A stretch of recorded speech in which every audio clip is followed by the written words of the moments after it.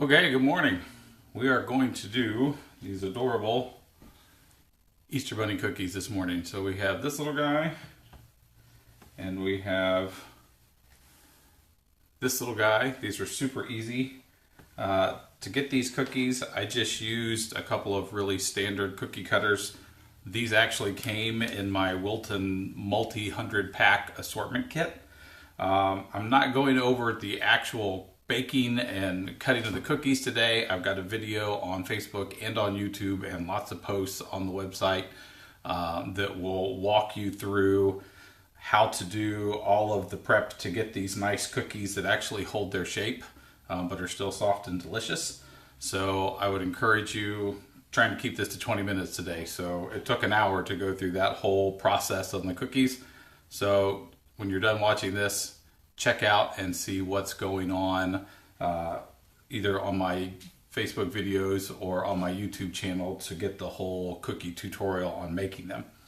That being said, to decorate these today, you are going to need my icing recipe. I'll walk through that quickly in a second. We need a couple of other things in addition. So I use these little candy melt circles. They make the cheeks on the bunny. I also use these lovely candy eyes.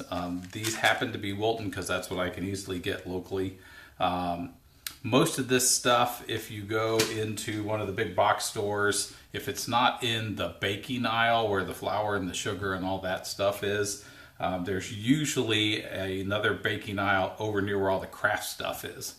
So if you don't find candy melts or candy eyeballs near the sugar and the flour and the cake mixes, find out where the craft area is in the store that you're in and go check out that area and you will probably find what you're looking for.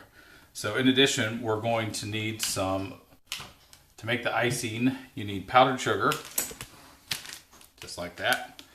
You're going to need Karo syrup.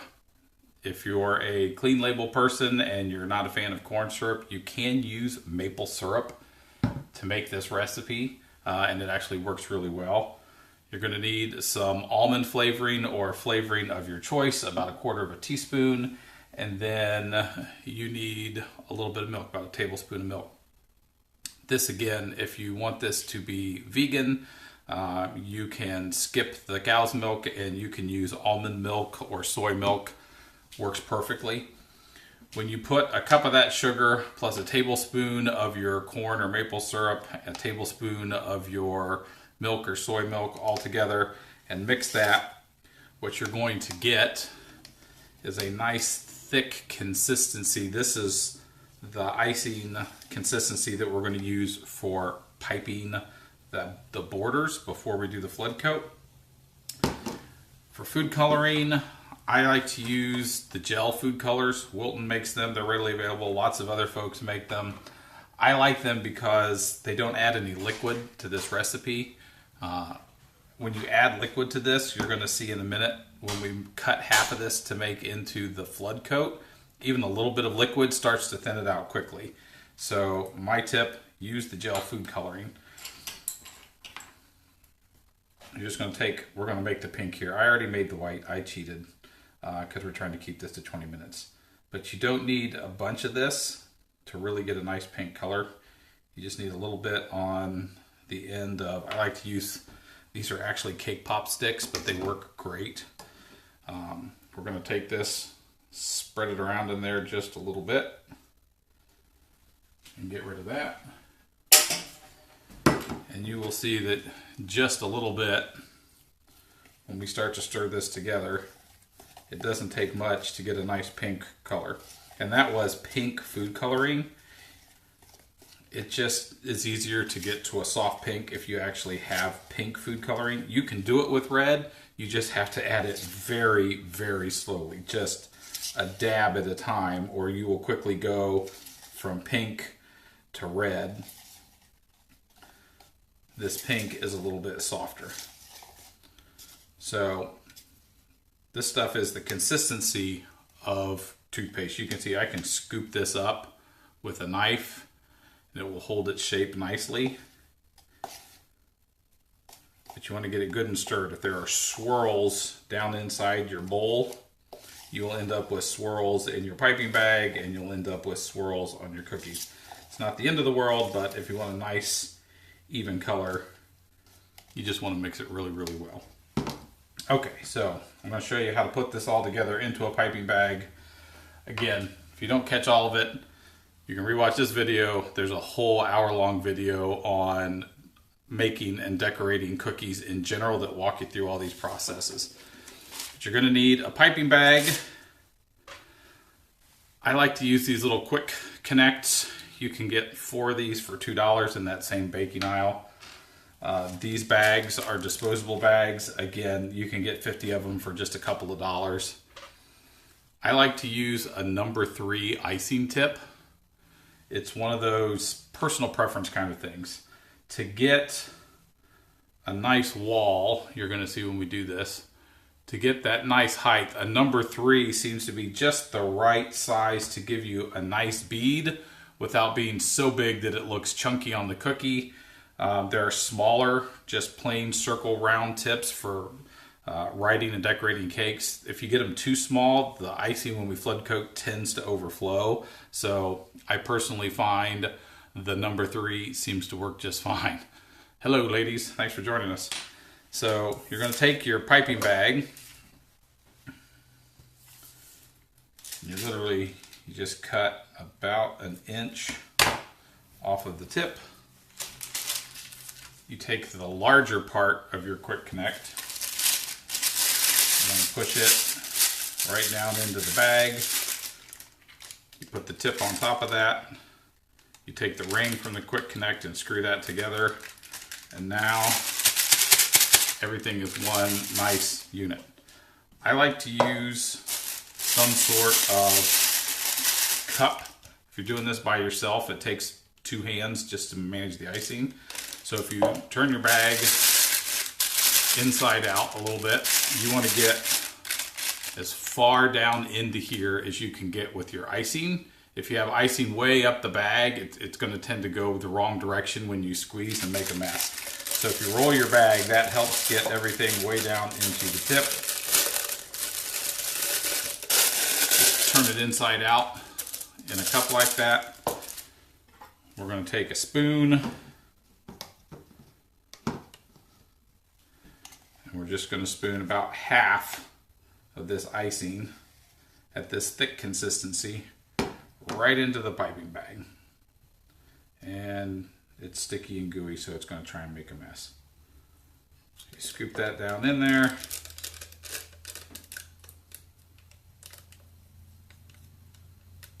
How much icing you make really depends on how many cookies you're decorating. I made 1 batch of my cookie recipe, which made just shy of 3 dozen of these larger bunny-sized cookies. So they're more white than pink. I would probably make a double batch of white to do all these cookies. Powdered sugar and corn syrup are pretty cheap. I'm a personal believer in I'd rather have a little too much than not enough. So I would do a double batch of white and a single batch of pink, because the amount of pink for just the ears and the noses isn't that much. So once you have your icing down inside your piping bag, you just want to squeeze to make sure everything is moving straight down towards the tip. And then I like to use another little cheat, because when you spin this up, you want to twist it off like that so that you're not getting icing flame back up the tube. In that same baking aisle, you can buy these little, they look like purple rubber bands with an anchor on them. They just go around, and that little anchor goes through the loop of the rubber band. Well, I'm not trying to do this for the camera. And you just pull that anchor nice and tight, and now that little band keeps your icing when you squeeze the tube from flowing the wrong direction.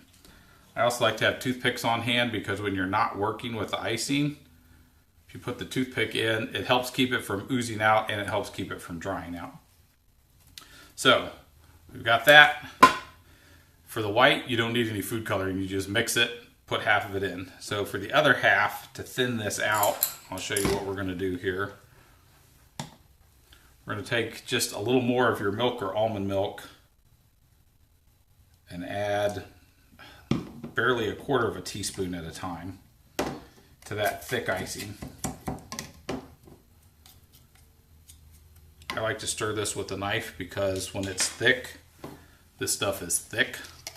So if you take that little bit of milk and pour it in there and start to give this a stir, we want to get this to where it's just thin enough that we can pour it out of a bottle. And I do it this way by mixing the coloring first and then dividing it. When you do it like this, your fill coat and your edging piping coat will be exactly the same color because you colored it at the same time. You don't run into issues with having a slightly darker or lighter filling than you have piping. If you've ever mixed paint or anything else, it's almost impossible to mix exactly the same color 2 times in a row, even if you feel like you've measured everything exactly the same way. Rarely, if ever, does it work out to be exact. If you mix them in advance like this, all you have to do is thin half of it. I'm going to add just a drop more because again, we're trying to get to a consistency that's somewhere in the vicinity of very heavy whipping cream.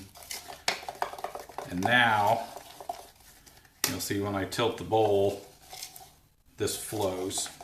What we're going to do is take a squeeze bottle like this. We're just going to pour that right down inside. This is going to be our filled flood coat. This is how you get a nice, flat, even coat on these cookies on large surfaces. If you've ever seen cookies in the bakery and wondered how on earth did they get that nice, don't tell Stacy I tripped on the floor. If you've ever gone to the bakery and wondered how they get that nice, large, flat, shiny surface, this is how they do it. So now we've got piping consistency for white. I made that in advance because we're trying to keep this going. We've got a piping consistency for pink. We have thin, flowy flood coat in a squeeze bottle for both white and pink. We have our candy eyes. I like to put them in a little bowl like this just so that they're easier to get a hold of. We have our little candy circle. They call them candy melts or candy rounds. They're delicious. You can use these for melting and making other kind of candies. You may have these if you like making candy. If you don't, it's $1 or $2 for a whole bag. I like to have them out of the package in a bowl, ready to go. I'm also going to show you a little secret. If you want, you can get some of this sanding or decorating sugar in various colors. We're going to give one of our bunnies a little fluffy tail. So there are 4 steps in this process. You start with your plain cookie. I'm going to show you how to pipe this edge around. Then we're going to fill with the flood coat and we're going to add the candy eyes and the candy melts. When that is dried, you go back and do the same process to outline and fill for the ears and the nose. I did some of these in advance because you want to give it a good 30 minutes to an hour between when you do this initial flood coat and when you go back and add your detail. If you don't, what happens is, and you can see this guy, I did these in a hurry last night and this wasn't quite dry on the base. You can get some uneven areas. If you let it dry for 45 minutes, you won't have any problems. I was just being too speedy. So the way this works, you take your bag. Now I'll also show you one other little trick. If you're going to do a lot of cookies and you're like me, they make these lovely little squeeze sticks that make it a lot easier if you're going to be squeezing a bunch of bags. And you literally just set your bag down inside here, click the handle on, and they call this a decorating gun or a decorating aid. And you can see, you know you have your icing at the right consistency. When I squeeze it, it will hold a rope like that, and I can move it around, I can twirl, I can decorate, I can do whatever. If your icing is flowing out and it won't hold a bead like that, your icing is too thin, you need to add some more powdered sugar and do another batch. So the other secret to doing this well is pick a spot to start where you can do your overlap. So on this guy right here, we're going to start just inside the second ear, and all you're doing is basically laying a bead of icing down, and you can see I am not getting too close to the edge of the cookie. I like to be able to have room to move around. So the tip is not touching the cookie, and the bead of icing is actually in about 1/8 of an inch. When you bake these cookies, they kind of round over on the edges. If you go all the way to the edge, you're going to find that your bead of icing is actually below the surface of the majority of the cookie. That becomes a problem when you add your flood coat, because it will find the lowest point, and that's as deep as your icing can get. So as you do this, you just kind of twist it around, and you can see, because I've got this nice and thick, I can kind of play with and even pick up if I accidentally lay it somewhere I don't want it. If I act quickly, I can pick up. When you get to the end, you want to just touch and then just pull to the inside. If you don't touch and there's a gap, you're building a dam to hold the flood coat. If you don't touch, when we fill it, it's going to ooze out everywhere.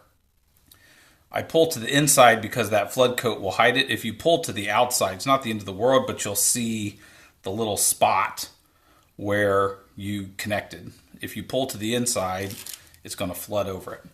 So if I'm doing a dozen or 2 dozen cookies, I will do this all the way down the line, do all my outlining first.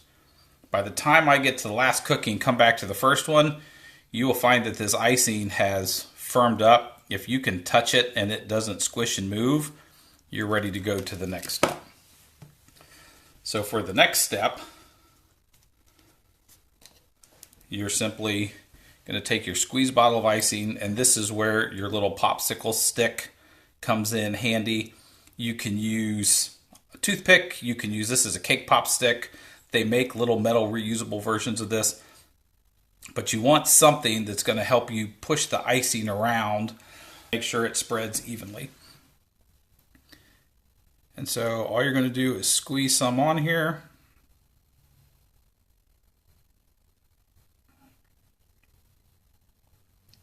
Don't fill the whole thing in. This stuff spreads and flows. So you want to do that you can get it. And you'll see this stuff, you can push it easily. Once it touches, sugar's great stuff. Once the sugar in the flowy icing, your flood coat, touches that other icing, it hangs on. It does not want to let go. If you get any little bubbles like that, just poke them with the end of the stick, pop them. If you leave them in and it dries, you will have bubbles in your dried icing. But all you're doing is making sure that this gets to the edge.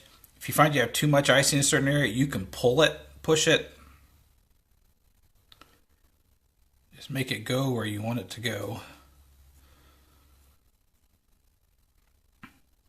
Another reason on this particular, certain cookies you can fill them really high and be okay. We're going to add other stuff, which, just like adding ice cubes in a glass, when we put things into this, it's going to raise the level. So better to be a little on the light side than on the full side. Take your candy eyes, as soon as you put that flood coat on, it's still nice and wet. You just drop the candy eyes in there. And when this dries, I'll make sure everybody can see this okay. When this dries, those candy eyes will be glued. While it's wet, you can kind of move things around, position them where you want them. Once it's dried, they're glued on there rock solid. And you're going to take your 2 little chocolate rounds here, and again, you just kind of drop them in. Now you can, if you don't want to use the chocolate rounds, when this coat is dry, you could go back and do circles with your piping icing and fill them again with a flood coat. That's just, to me, a lot of extra work when you can go this route, and it gives you a nice, easy, quick solution. When this dries, this is where you've got to give it about 45 minutes. When this dries, what you'll have is this. This is now, I can touch it, those eyes, everything. I can shake it upside down, nothing's coming off of here.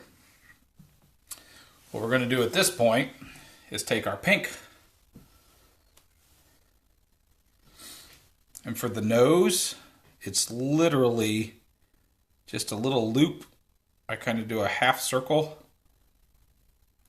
like think rainbow connecting, and then if you go down and then just fill this in the middle. Take your toothpick. If you have any spots where it's a little bumpy, you can kind of push it down, push it where you want it to go. Because that's a really small area, you don't need to use the flood coat on it. To do the ears, because there's a fairly decent amount of fill here, to do the ears, we're going to do the same technique that we did to outline the base of the bunny. And you just start right there. You're just making an in and out up to the point of the ear, coming back down and around, touch and pull to the inside. And repeat the same thing on the other ear. Start right in the middle at the bottom of the ear. Just want to do sort of a curved line to the top. When you get to the top, pull it back and do a curved line back to the bottom, pull to the inside. As you can see, they're not going to be exactly the same on every cookie. That's part of the fun of doing yourself cookies. They're not machine made. They're not all exactly identical. Same process. Take your pink flood coat. I don't know if we can get it to flood. And squirt a little bit inside of these ears. Again, I would normally give this 5 or so minutes to dry. That happens naturally as you're working down the row, repeating this with multiple cookies. For the sake of getting this done in a reasonable amount of time and not wasting your time this morning, we're just going to go with it. As you can see, you can get by. You just have to be more careful when it's wet. And you take a toothpick or your stylus and you push that into the edges.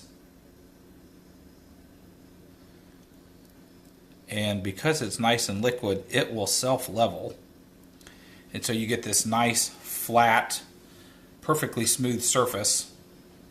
And when it dries, you can pick it up, and what you have is a nice, happy bunny. Now, depending on how much time and effort you want to put in these, you could take some black icing with a thin tip and draw some whiskers on here.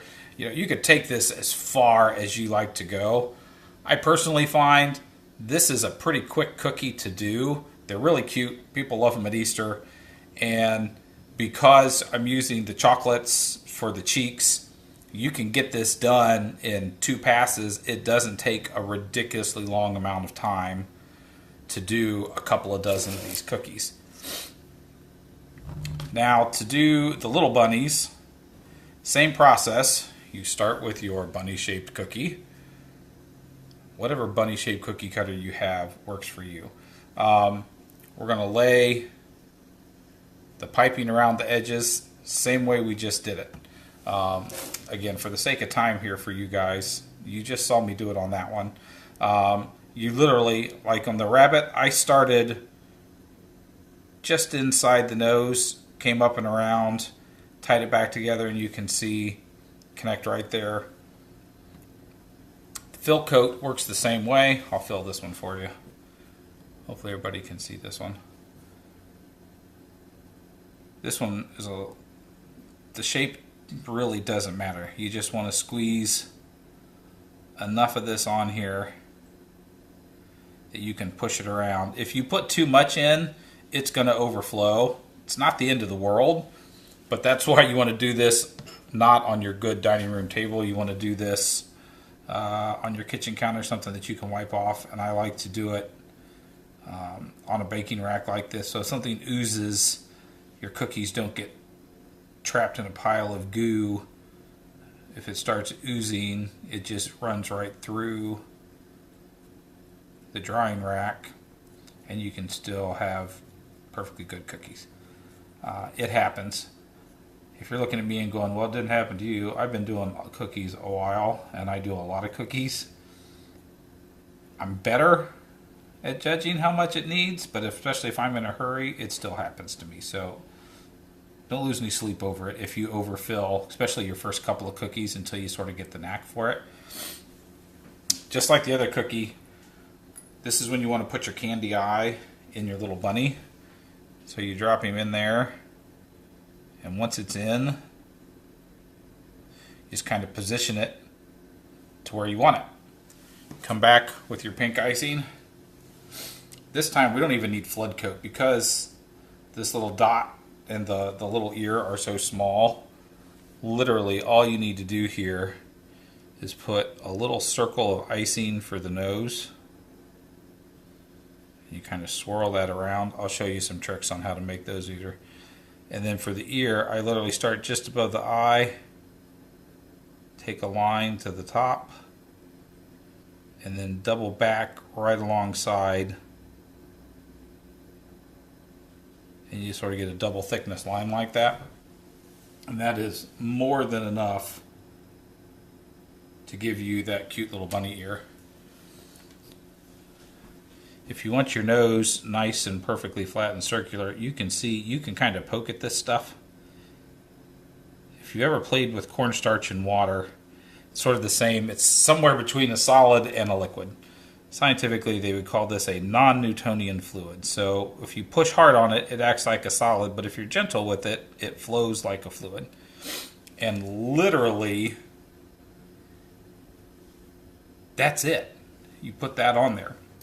Now I'm going to show you, if you want a cute little bunny tail, instead of doing the full outline, when you get to the tail, I started with the tail here and did a circle around the tail first, then outlined the rest of the bunny so I could leave this unfilled when I did the rest of this. The reason is I want this to be dry because I'm going to put wet flood coat in there, and then I'm going to shake some of this decorating sugar in, and what you will see, you put just enough icing in there